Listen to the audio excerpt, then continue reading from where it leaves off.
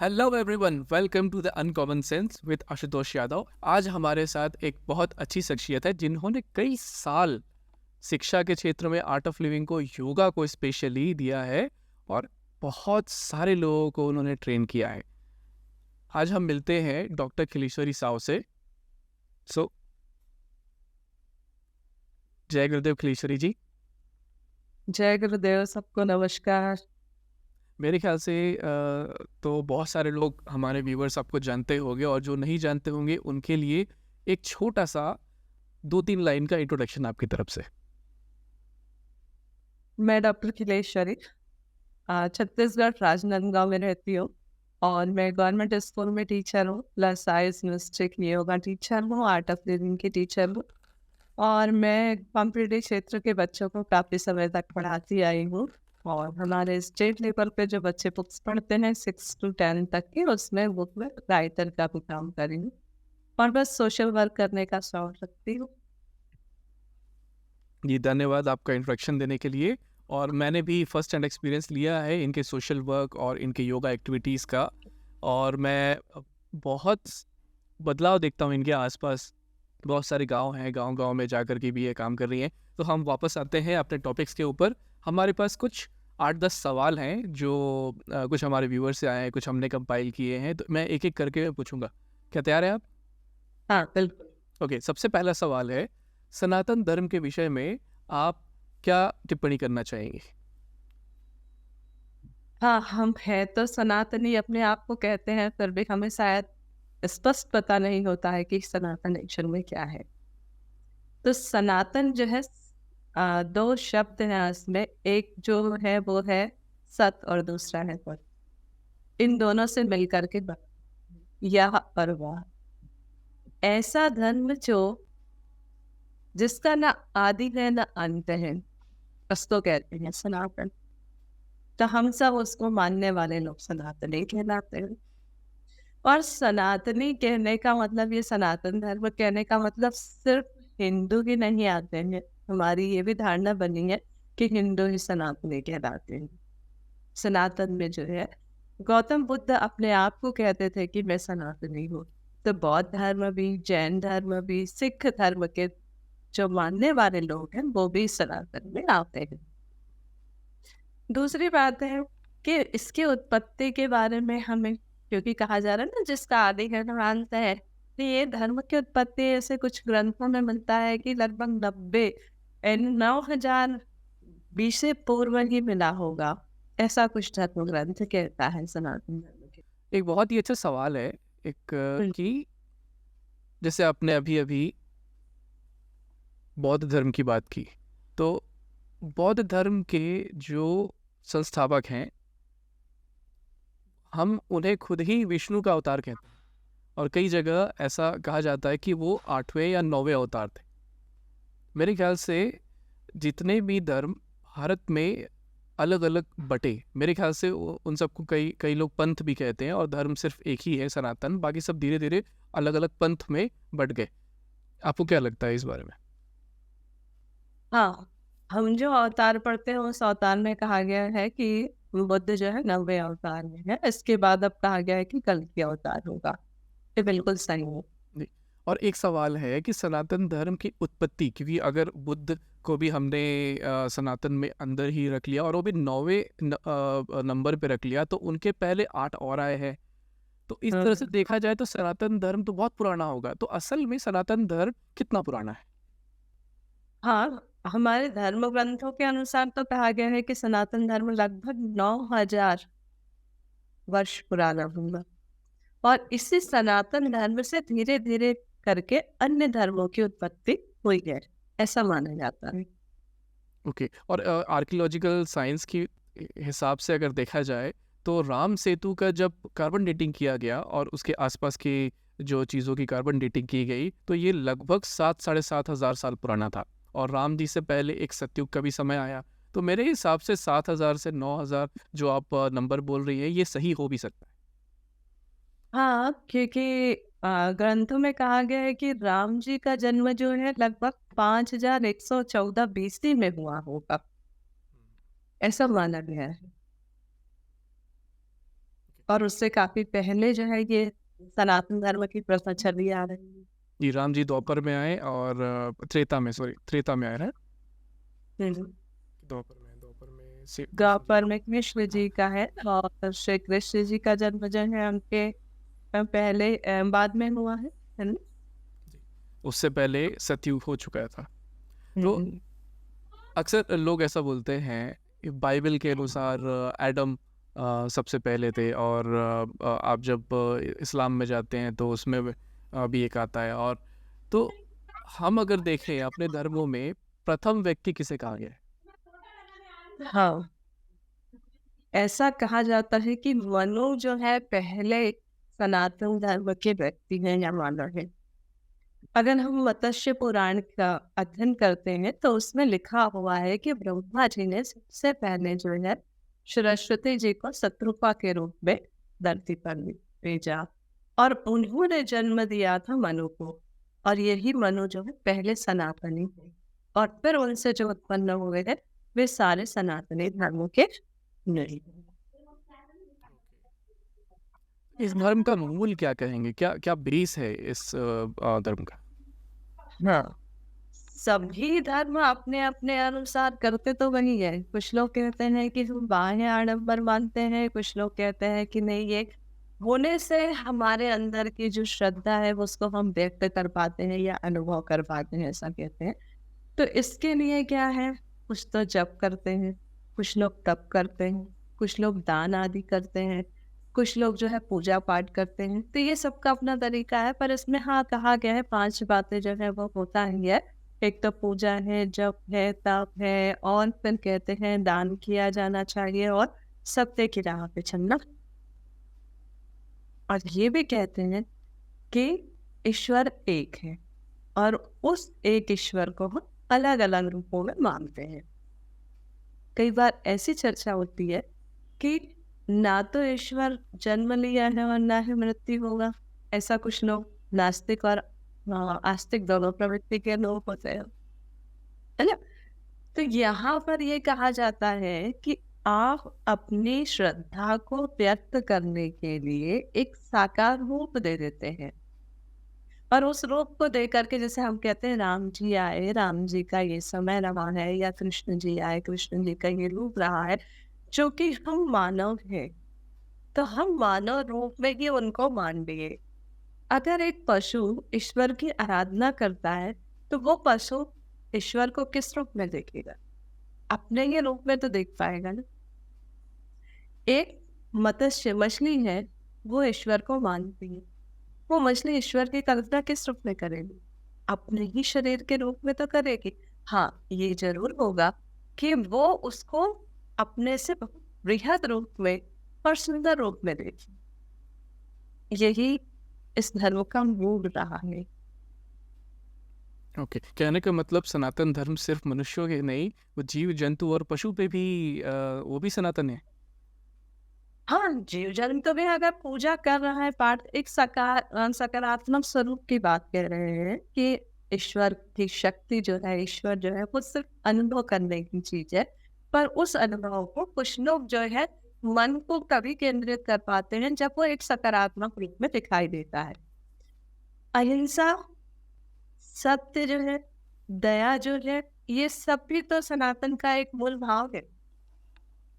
तो मैं अगर निराकार को मान रही हूँ, अगर जैसे कबीर दास जी ने कहा है वो निर्गुण शाखा को मानते थे और उन्होंने जो बातें कही है उनके मानने वालों ने उसको संग्रहित कर दिया है। तो निर्गुण वाले लोग क्या कर रहे हैं, कोई आकार नहीं, चुपचाप बैठ जाते हैं और उस शक्ति को महसूस कर लेते हैं कि ये ईश्वर है।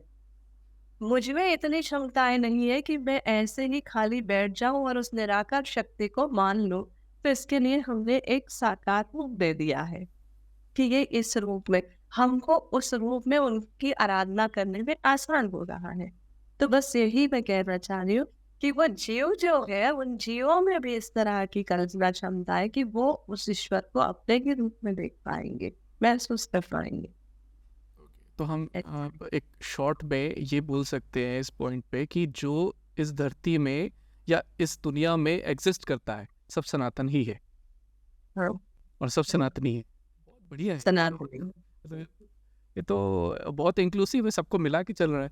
एक सवाल और है मेरा कि जैसे हर जगह नियम होते हैं, जैसे आपने भी कुछ-कुछ बताया दया, धर्म और इसके तरीके हो। तो इस सनातन धर्म के क्या नियम हैं और क्या अपने व्यस्त जीवन में ये व्यक्ति इसे पालन कर सकता है क्या? हाँ, बहुत छोटी-छोटी चीज़ें होती हैं जिसको अगर जीवन में आप उतार देते हैं, तो पता नहीं आपके जीवन की जो कठिनाइयाँ वो ऐसे-ऐसे गायब हो जाती हैं। ऐसा मैंने अपने जीवन में अनुभव तो किया है, पर मुझसे जो लोग जुड़े हुए हैं, जब उनके फ़ोन आते हैं, मुझसे बात होती है तो कहते हैं कि हाँ दीदी ये चीज़ तो बड़ा अच्छा लग रहा है जब हम कर रहे हैं। तो ये सनातन धर्म के नियम हैं, इस नियम से हम अनभिज्ञ हैं इसलिए इसको नहीं कर पाते। अब देखिए एक छोटा-सा पहला नियम, हम सोते हैं बिस्तर में, सुबह जब उठते हैं तो क्या कहा जाता है? सनातन धर्म कहता है कि अपने दोनों हाथों को इस तरह से खोल लीजिए बिस्तर में उठ करके बैठ के, और खोल करके अपने हाथ की इन लकीरों को देखिए और एक छोटा सा मंत्र कहते हैं, है ना, कर वस्त्र कराग्रे वाला, उस मंत्र को आप पढ़िए, अगर याद है तो, नहीं है तो भी सिर्फ इतना साफ कर लीजिए और देख करके कुछ सेकंड कुछ मिनट आप इसको हथेली पर रगड़ लीजिए और बढ़िया से अपने चेहरे पे लगा लीजिए। ऐसा क्यों? इसी हाथ में तीनों चीजें हैं, सरस्वती जी भी है, लक्ष्मी जी भी है और वो देवी शक्ति दुर्गा।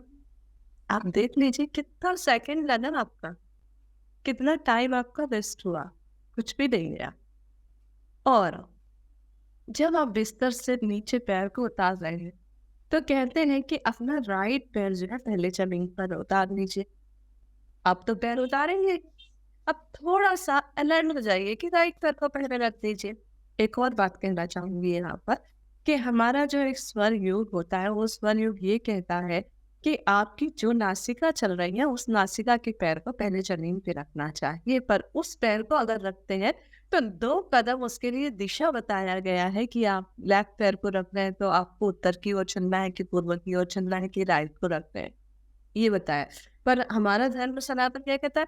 कुछ नहीं, इन सब में अगर नहीं फँस रहे तो आप अपने राइट पैर को ज़मीन पे रख दीजिए। फिर कहता है अपने सनातन धर्म, ये छोटी-सी बात हो गई, है ना? ये तो हर कोई कर सकता है, इसमें कितना समय लगता है और क्या व्यस्त जीवन का आपका समय खराब हो रहा है। आप जब घर से बाहर कहीं जा रहे हैं, अपने माता-पिता जो भी बड़े हैं, उन बुजुर्गों के आप चरण स्पर्श कर लीजिए और घर से बाहर पहला कदम रखते हुए आप राइट पैर को ही बाहर रख लीजिए। इतनी सी बात कही जा रही।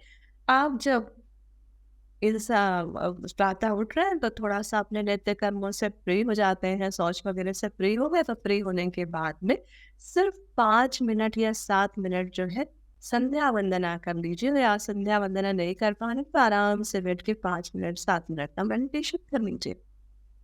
इतना ही कार्य, उसके बाद फिर अपने दिनचर्या में लग जाएँगे। अगर आप रोज़ योग, ध्यान, प्राणायाम नहीं करते हैं, तो ये भी सनातन धर्म का एक हिस्सा है। कहते हैं कि संधि काल में जब संध्या वंदना किया जाता है, और ज़रूर कहा गया 2 टाइम करना चाहिए, मॉर्निंग और इवनिंग। आपके शरीर के, आपके मस्तिष्क के, आपके शक्तियों की चमक सूर्य के समान तेज हो जाती है, ये कहा गया है। और ये हमने देखा है, जो लोग करते हैं, और हम स्वयं भी इस चीज़ को महसूस करते हैं कि हमारे अंदर वो शक्ति कितनी आ जाती है। तो ये संध्या वंदना की कुछ नहीं है, आपको ये नहीं आ रहा मैं कैसे करूँ संध्या वंदना, तो कुछ नहीं, उन्होंने कहा है अपने धर्म में कि हम गायत्री मंत्र का 5-7 मिनट उच्चारण कर लीजिए और बैठ जाएँगे, बस यही है। संध्या वंदना कर लीजिए दोनों टाइम संभव नहीं है, एक टाइम तो कर लीजिए। इसके बाद कहते हैं कि आप जिस ईश्वर को भी मान रहे हैं, जिसको भी मान रहे हैं, कभी भी सत्य का सहारा ना छोड़ें। यम और नियम का ज़रूर पालन करें, ये कहा गया है। अब यम और नियम कहेंगे कि हमें तो पता ही नहीं है। 5 बातें यम में कहा गया है, क्या है? सत्य है, अहिंसा है, अस्तेय है, अपरिग्रह है और ब्रह्मचर्य है, इन 5 चीज़ें पालन करना है। ऐसे ही नियम की बात कह दी गई है कि 5 नियमों का पालन करना। तो 5 नियम कौन से हैं जिनको आपको पालन कर लेना है? ये तो कॉमन चीज़ें हैं, आपके रूटीन में चल रहा है। जब आप सत्य नहीं बोल पा रहे, झूठ बोल रहे हैं, तो तुरंत आपका माथा ठनक जाता है, अरे मैं बोलूँ कि नहीं, अपने आप को बचाना है। पर आप देखिए, जब आपने ठान लिया मुझे सत्य बोलना है, तुरंत मन से, दिल से आवाज़ आती, नहीं मुझे सच बोलना है। इस सच के बदले में मुझे भविष्य में कुछ समझ में आएगा।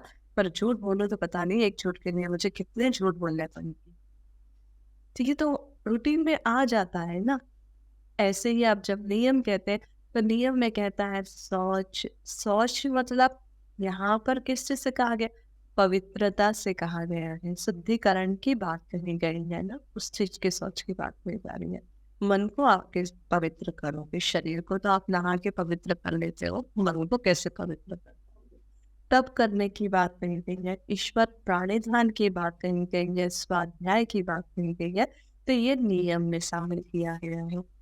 देखिए हमारे सनातन धर्म का, और ऐसा भी कहा गया है कि आप अपने धर्म ग्रंथों का पाठ करें, जीवन में कभी ना कभी आप समय निकाल कर हमारे चारों वेदों को जरूर पढ़िए।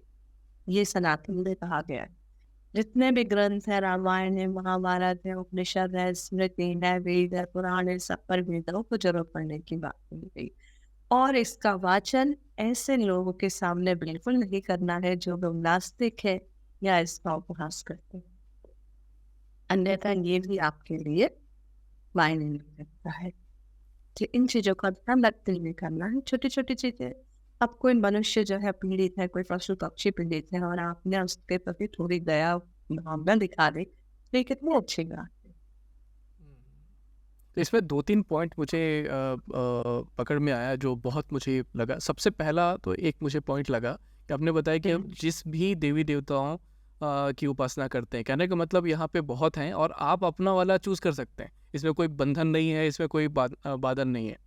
तो जैसे कई बार होता है प्रकृति की पूजा पे बहुत महत्व दिया गया है, तो ये प्रकृति की पूजा असल में होता ही है, क्योंकि हम बहुत जुड़े हुए हैं। हम पेड़ की भी पूजा कर रहे हैं, हम पत्थर की कर रहे हैं, हम पानी को भी भगवान मानते हैं, हम खाना को, हर एक चीज़ जो दुनिया में एग्जिस्ट करती है हमने कभी ना कभी किसी ना किसी रूप में उनकी पूजा की है। हाँ, बहुत अच्छा क्वेश्चन है कि हम प्रकृति की पूजा, हमारा सनातन धर्म कहता है, पुनर्जन्म को भी मानता है सनातन धर्म, है ना, और कहता है कि प्रकृति की पूजा। अगर आप इतिहास उठा करके देखें तो आपको पता चलेगा सिंधु सभ्यता के समय भी लोग प्रकृति की पूजा किया करते थे। क्यों ऐसा? पीपल के पेड़ को, नीम के पेड़ को, तुलसी के वृक्ष, तुलसी के पौधे को कहते हैं कि सबसे ज्यादा ऑक्सीजन देता है। हम पेड़ को किस तरह काटते हैं? अगर हमें इसे सुरक्षित रखना है, तो सुरक्षित रखने के लिए हम क्या करेंगे? कहीं ना कहीं वहां पर एक आस्था को जोड़ेंगे। तो जब आप पीपल के पेड़ की पूजा करने लगे, नीम के पेड़ की पूजा करने लगे, तुलसी के पौधे की पूजा करने लगे, तो आप उसे कहीं भी नुकसान नहीं पहुंचाएंगे। और ये अप्रत्यक्ष रूप से आपके जीवन के लिए कितना उपयोगी है, इसके साथ आपके आसपास रहने वाले लोगों के लिए कितना उपयोगी है कि उनको वो शुद्ध हवा दे रहा है, अधिक मात्रा में ऑक्सीजन दे रहा है। आज की डेट में आप देख रहे हैं कि हमें ऑक्सीजन जोन बनाने की आवश्यकता पड़ रही है। क्यों? क्योंकि हमने इसको वहां तो नहीं दिया जिन स्थानों में वहां पर ये स्थिति हो रही। तो ये पूजा की बात। पानी, पानी के बिना क्या हमारा जीवन संभव है? तो पानी को अगर मुझे संरक्षित करना है, पानी कहाँ से आ रहा है? तो उस नदी को हमें पूजने की आवश्यकता होगी, उस कुएं को हमें पूजने की आवश्यकता है। यहाँ तक कि आपको पता होगा, दिवाली में कहते हैं जिस स्थान पर नाली बहती है ना, जिसको हम झांकना पसंद नहीं है, उस नाली के पास सबसे पहले आप एक दीपक जला के रख दीजिए, क्योंकि वो आपकी इस गंदगी को पूरा क्या कह रहा है, बहा करके ले जा रहा है। तो हमने उससे भी दीपक जला करके वहां पर रखा हो। क्यों है? अगर हम अपने स्वास्थ्य को देखें, तो स्वास्थ्य को देखेंगे तो हमें ये समझ में आ रहा है कि वो गंदगी वहां से कैसी होनी चाहिए, खत्म होनी चाहिए। तो ये सब हमारे अपने स्वास्थ्य के लिए और भी लोगों के स्वास्थ्य के लिए इन बातों को ध्यान में रख के प्रकृति की पूजा पर जोर दिया गया है। पशु पक्षी, अगर हमारा इकोसिस्टम, इकोलॉजी सिस्टम जो है, पारिस्थितिक तंत्र को बैलेंस करना है, तो हमें तो इन जानवरों की इनकी पूजा अर्चना करने से, उनको संरक्षित करने की स्थिति में ला पाएंगे ना। आप बताइए, अगर एक मनुष्य जो है इन पक्षियों को, इन पशुओं को नहीं सुरक्षित रखेगा, तो क्या खाद्य साइकिल चलेगा? क्या हमारे आसपास पैर रखने को जगह होता? नहीं हो पाता। तो ये एक पक्षी जो है उस चिड़िया को खा रहा है, पर वो जो कीट है जिसको पक्षी खा रहा है, वो कीट हमारे आसपास की कितनी गंदगी को खा रहा है। अगर वो नहीं खाता तो हमारी स्थिति क्या हो। इसीलिए प्रकृति पूजा पे आप देखिए साइंटिफिक तरीके से सोच करके रखा गया है, जोर दिया गया है। मतलब ये इस तरह से ले सकते हैं कि जो भी चीज़ें ज़रूरी थीं, उन्होंने इन सबको आस्था के साथ जोड़ दिया, जिससे कि लोग इसे परंपरा बना के लंबे समय तक रिपीट करते रहे। जब तक मैं कहूँगी लंबा समय नहीं, जब तक सृष्टि है तब तक लोग करेंगे। क्योंकि आज मैं जिंदा हूँ, कल मेरी पीढ़ी आएगी, परसों उसकी पीढ़ी आएगी। हमारा ही तो चला आ रहा है, पीढ़ियाँ चलती रहेंगी। तो लोग इसीलिए देखिए, जब एक किसी को धन दौलत मिलने लगता है तो वो अपने 7 पुश्तों के लिए धन दौलत जमा कर देता है। फिर ये तो जीवन का आधार है ना। बिल्कुल। और एक इसी से जुड़ा एक सवाल है, क्योंकि सनातन धर्म में बैलेंस तो बहुत अच्छे से आपने बैलेंस समझाया कि हम ये सब क्यों करते हैं। ये एक इकोलॉजिकल और सोशियोलॉजिकल, और साथ में बोलना चाहिए कि बायोलॉजिकल बैलेंस है, जो पूरी दुनिया को, सृष्टि को बैलेंस करके रखा हुआ है।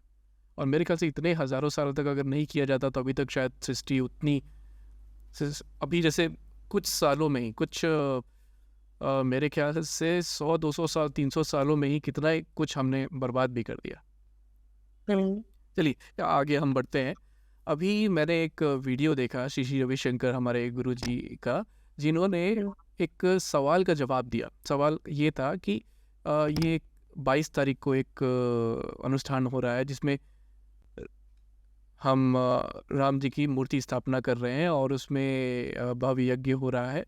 और उसमें क्योंकि बहुत सारे शंकराचार्य और बहुत सारे लोग कुछ ना कुछ टिप्पणी कर रहे हैं, और तो उन्होंने जवाब दिया कि कोई भी दिन, कोई भी आप दिन ले लें, कोई भी आप स्थिति ले लें, 100% सही नहीं होती, उसमें कुछ ना कुछ त्रुटियां होती हैं। और गुरुजनों का काम ही होता है कि वो छोटी मोटी त्रुटियों को वो ठीक कर दें। तो सनातन धर्म में गुरु का क्या स्थान है? क्योंकि गुरु बहुत ही महत्वपूर्ण है, ये मैं जानता हूँ, पर आप थोड़ा सा इसे अच्छी तरह से एक्सप्लेन करें। हाँ, सनातन धर्म में जो है कर्म को भी महत्व दिया है, यज्ञ पूजन को भी महत्व दिया है, गुरु को भी महत्व दिया है। बिना गुरु के शरण में आए मानव जीवन का उद्धार संभव ही नहीं। हम कितना भी ज्ञानी हो जाएं, हम कितने भी दूरदर्शी क्यों ना हो जाएं, एक मार्ग प्रदर्शक जो होता है वो गुरु होता है। उनका आशीर्वाद हमारे जीवन को जो है एक सही दिशा में लेता है। रावण भी बहुत ज्ञानी था, पर मार्ग से कैसे भटक गए। आपने रामायण देखा है, सुना है, तो आपने ये भी देखा होगा कि लास्ट में जब उनकी मृत्यु हो रही थी तो श्री रामचंद्र जी लक्ष्मण से कहते हैं जा करके रावण से जो है ज्ञान, महापंडित महाज्ञानी। गुरु सानिध्य में न रखने के कारण ये स्थिति हुई। तो जीवन के चक्र में आगे बढ़ना है, सही निर्णय लेना है, सत मार्ग पे चलना है, अपने मनुष्य जीवन को सफल बनाना है, तो जरूरी है कि आप गुरु लें। अब गुरु जो है प्रत्यक्ष आप अपने जेब में लेकर के चले, साथ साथ चले, ऐसी बात नहीं है। गुरु से कहने का आशय है कि आप उन्हें जो है एक शक्ति के रूप में, एक तत्व के रूप में अपने अंदर महसूस कर सकते हैं, उनके आदर्शों का आप पालन कर सकते हैं। वो 24 घंटे आपके सामने बैठे नहीं होंगे। जिस तरह एक कपड़ा आपके शरीर में लगा होता है, वैसे गुरु आपके साथ साथ नहीं चल सकते हैं। अब गुरु और शिष्य परंपरा तो आप देखते आ रहे हैं कि कितनी शक्ति है उसमें। आपने एकलव्य को देखा, सिर्फ उनकी एक मूर्ति रखकर, जिन्हें उन्होंने कभी देखा ही नहीं था, पर धनुर्विद्या में आप जानते हैं कि अर्जुन से भी श्रेष्ठ थे। अब ये बात अलग है कि गुरु द्रोणाचार्य जी ने उनसे उनका अंगूठा नहीं लिया, पर गुरु आप जो कह रहे हैं, उस गुरु शब्द की शक्ति को देखिए ना, कि आपने एक और क्वेश्चन भी किया था, वो भी आप यहीं पर रिलेट कर लीजिएगा, कि हम पत्थर की भी पूजा करते हैं, ये भी तो है। हमने हमारी आस्था को उस पत्थर में भी जीवित देखा, तभी एकलव्य ने इस चीज को पाया। तो बिना गुरु के ये जीवन में हम आगे नहीं बढ़ सकते हैं। और हमारा सनातन धर्म जो है मोक्ष की बात करता है, तो ये जो मोक्ष है वो मोक्ष तो आपको गुरु के बिना मिल ही नहीं सकता। हमारी धारणा है मोक्ष मतलब क्या, कुछ लोगों को के अंदर विचार होता है मोक्ष मतलब जीवन मरण के चक्र से छुटकारा पाना। कुछ विद्वान इस बात को जोर देते हैं कि जीवन मरण के चक्र से हमको मुक्ति मिलना, परंतु नहीं, कुछ लोग कहते हैं कि मोक्ष मतलब आप जिस जीवन में है उस जीवन में किसी भी चीज के प्रति इतने आसक्त ना हो जाए कि आपका जीवन वहीं पर अधूरा लगने लगे, या आप उस चीज के लिए वहीं पर रुक जाए,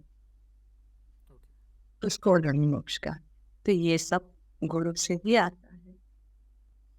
और हमारे यहाँ तो बहुत पुरानी गुरु परंपरा रही है।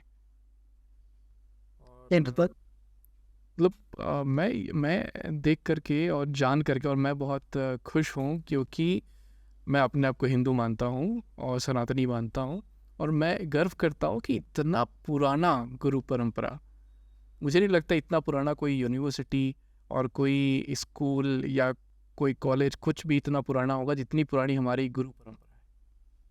हाँ, आपने एक शब्द कहा, मैं अपने आप को हिंदू मानता हूँ। आपको पता है इस हिंदू से पहले हम क्या थे? हम सनातनी तो कहला रहे हैं, जिसका आदि है तो अंत है, शाश्वत जो बना है वो सनातन है, शाश्वत जो बना है। अब पहले वैदिक धर्म कहलाते, इसने कहा ना, कहा गया कि वेदों का वैदिक धर्म कहलाता था। उस समय जो शिष्य होते थे वो गुरु के गुरुकुल में जाते थे, रहते थे, वहाँ शिक्षा ग्रहण करते थे और फिर वापस आया करते थे। तो ये जो वैदिक ही तो हिंदू कहलाया, और यही सनातन है। हिंदू हम कैसे कहलाए आपको पता है? हमारे भारत में तुर्क और ईरानी लोग आए, अब उनके उच्चारण में जो है शाह शब्द नहीं आता था। हम सिंधु सभ्यता के किनारे थे, सिंधु सभ्यता कहलाता था, तो वो लोग सिंधु नदी को हाँ कहते थे हिंदू, और इसलिए इसे हिंदुस्तान कह दिया। तो उन्होंने कहा हिंदुस्तान के रहने वाले हिंदू, तो हम जो है हिंदू धर्म के कहलाने लगे हैं, तो वही वैदिक धर्म कहलाने वाले लोग।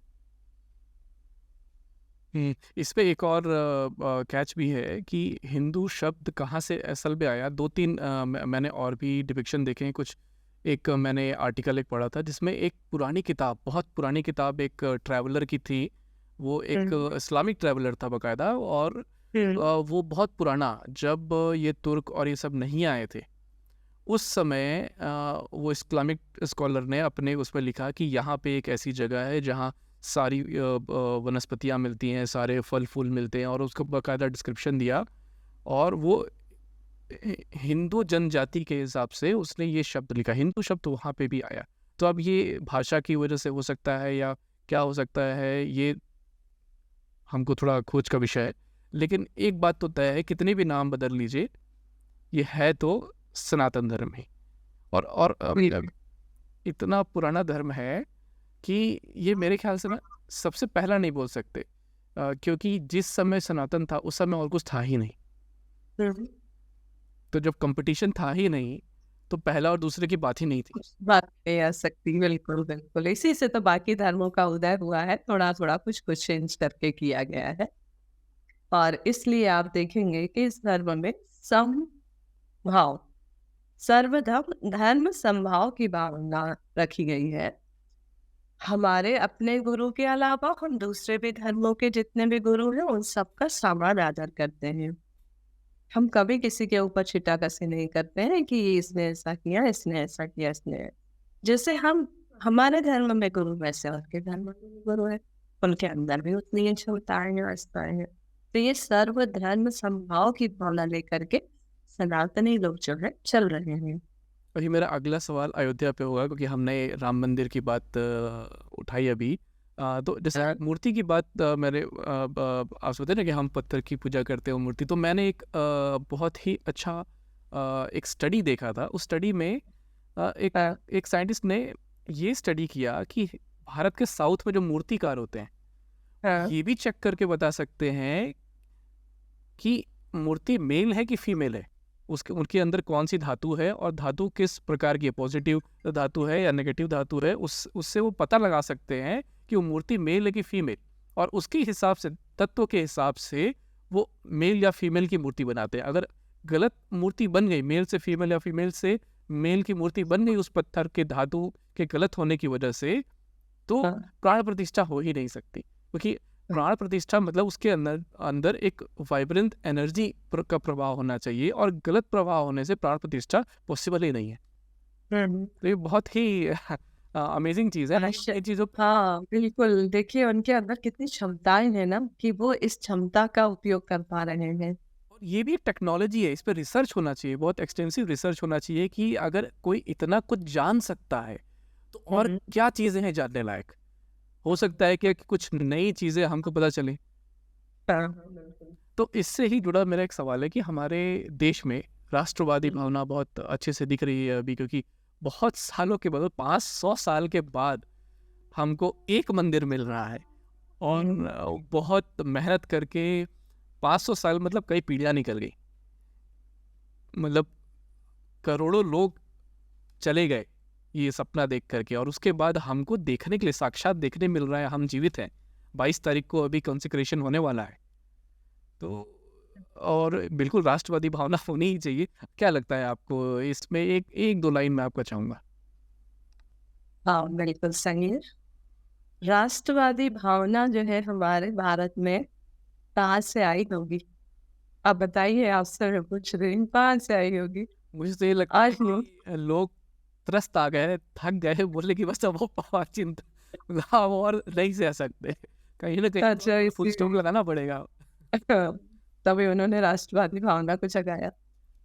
नहीं, हम अंग्रेजों के जब गुलाम रहे तो उस समय हम अपनी स्वतंत्रता के लिए लोगों को जब बहुत प्रताड़ित होते हुए देखा, बहुत अनाचार होते हुए देखा, तो हमारे अंदर कहीं ना कहीं ये भावनाएं जाग गई थी, पर हम उसी भावना के कारण जो है अपने आप को स्वतंत्र कर पाए थे।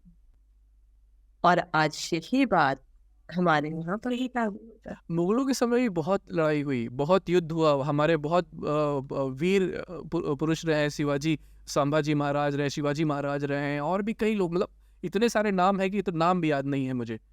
वो सब लोगों ने इतना मेहनत किया, अपना जान न्यौछावर कर दिया, तब जाकर के बोलना चाहिए बचे हुए हैं हम लोग यहाँ पे। बिल्कुल।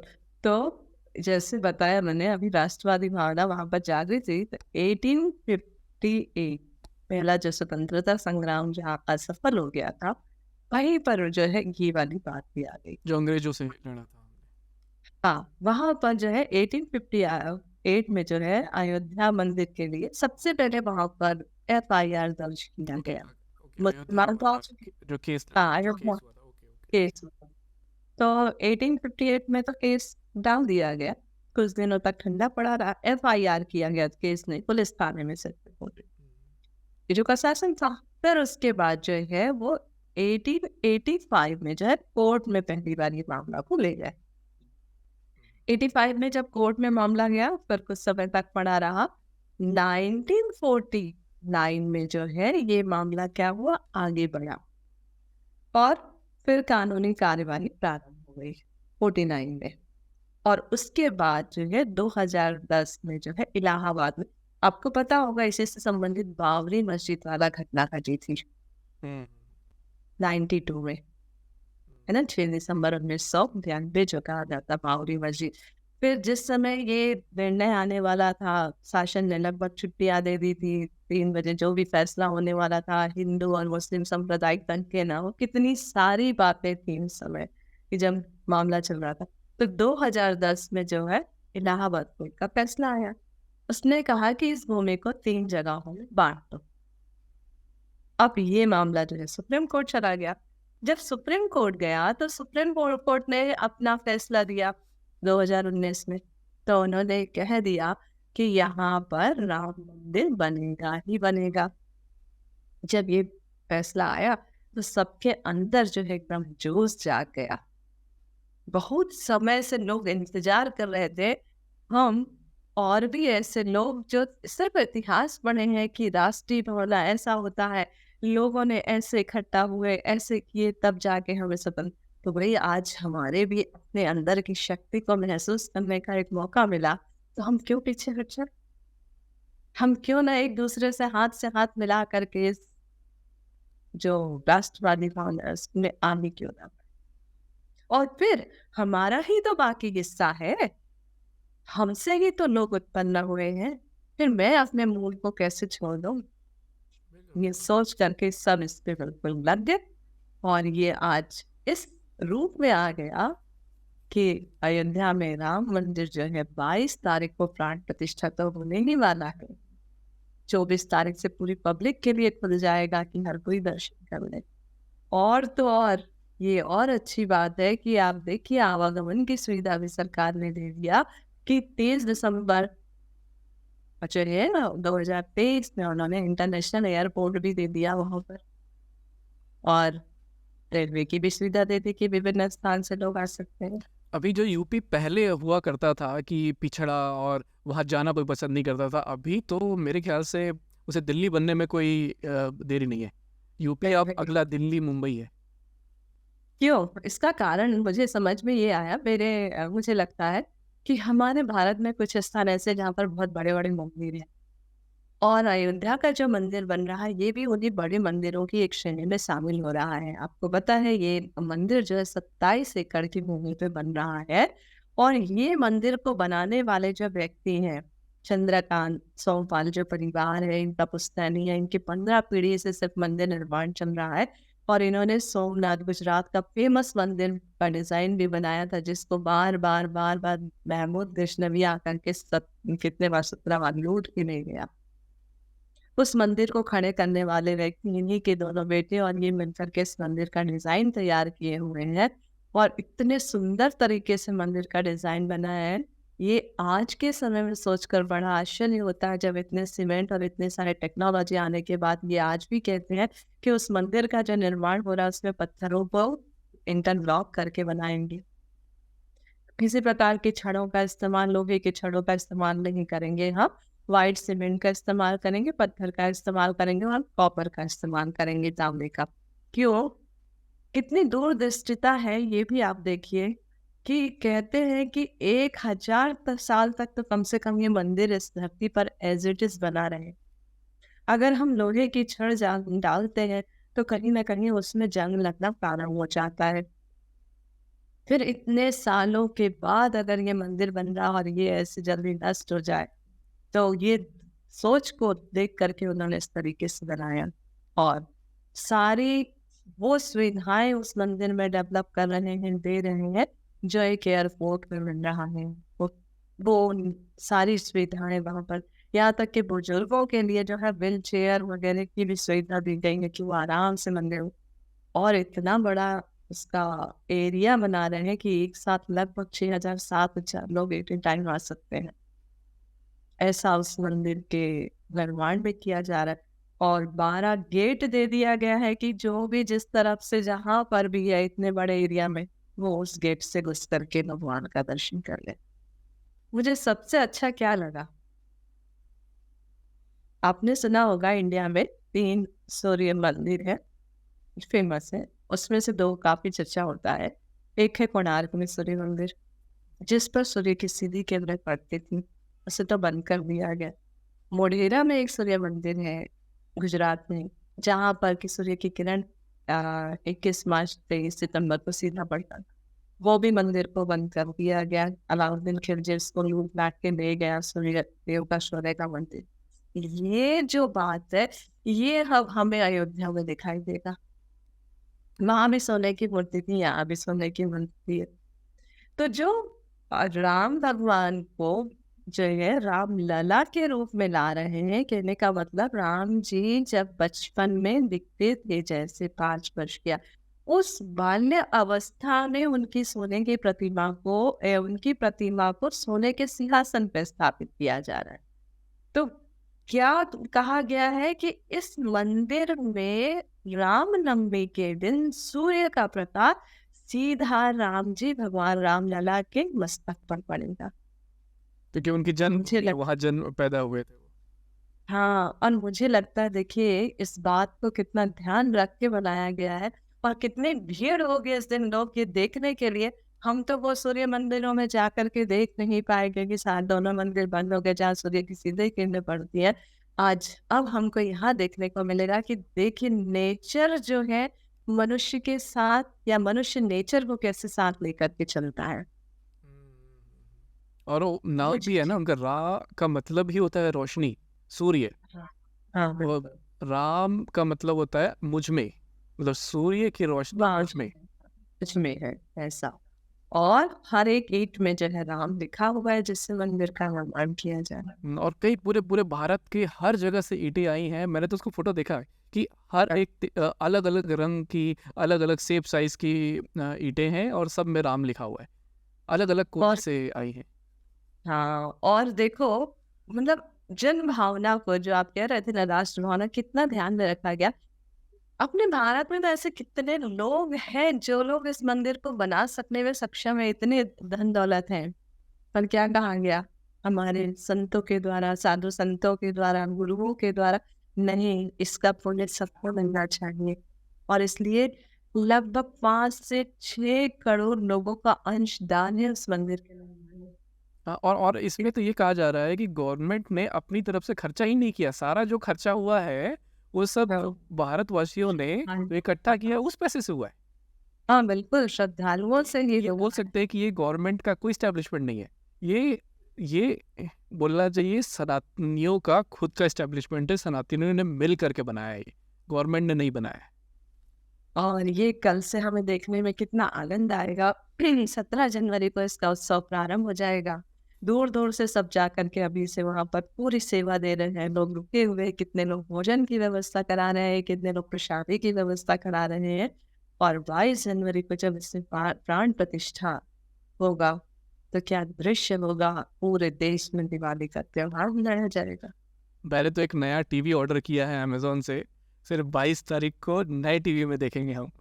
है टीवी देखने बड़े शहरों में तो बड़े बड़े स्थानों पे प्रोजेक्टर की व्यवस्था भी कर दे रहे हैं कि आप देखिए जैसे वर्ल्ड कप होता है क्रिकेट का तो लोग उमड़ पड़ते हैं वैसे ही भी देखने के लिए जो है। क्योंकि तो इसमें ये ऐसी चीज है जिसके लिए हमारे पूर्वजों ने मेहनत किया। और इवन मैं जानता हूँ, मैंने बहुत सारी कहानियां सुनी, देखी, समझी।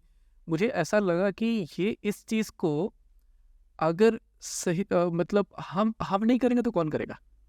बिल्कुल। मतलब ये एक ऐसी चीज है ना जो सिर्फ और सिर्फ हमारी है। और हम कहने का मतलब है पृथ्वी की बात हो रही है, क्योंकि राम जी पूरे पृथ्वी के हैं। वो उस समय आए जिस समय पूरी दुनिया ही सनातन थी, कोई कंपटीशन था नहीं, कुछ अलग था नहीं। क्योंकि राम जी की मूर्तियां और उनके बोले चे पद चिन्ह अमेरिका में भी हैं, लाओस में हैं, कंबोडिया में हैं, आपके कहाँ कहाँ नहीं है। हाँ, एक ऐसा समय रहा जहाँ पर कहते हैं ना गाय और शेर एक साथ पानी पिया करते थे, किसी को किसी का डर नहीं भय नहीं। ये समय रहा उनका।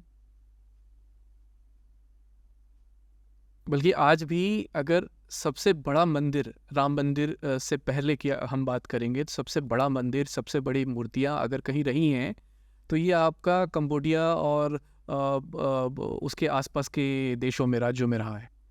तो वो तो बल्कि वहाँ का जो राजा होता है उसको उस राजा को ही राम कहते हैं।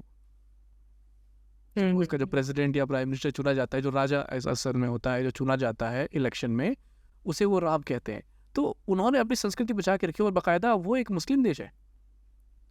तो ये कोई एक जाति, कोई धर्म, कोई पंथ पे बटा हुआ नहीं है। ये अस्तित्व है, ये हिस्ट्री है। इसे सेलिब्रेट करना चाहिए इस तरह से कि ये हुए हैं और ये सत्य है। जैसे इतिहास का मतलब ये इति तन्हास, ये हुआ है।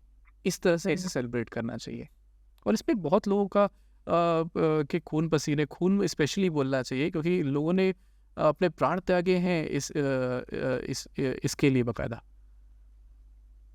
कितने लोगों ने इसके लिए जो है उनका त्याग किया है सभी चीज़ों का। बिल्कुल बिल्कुल।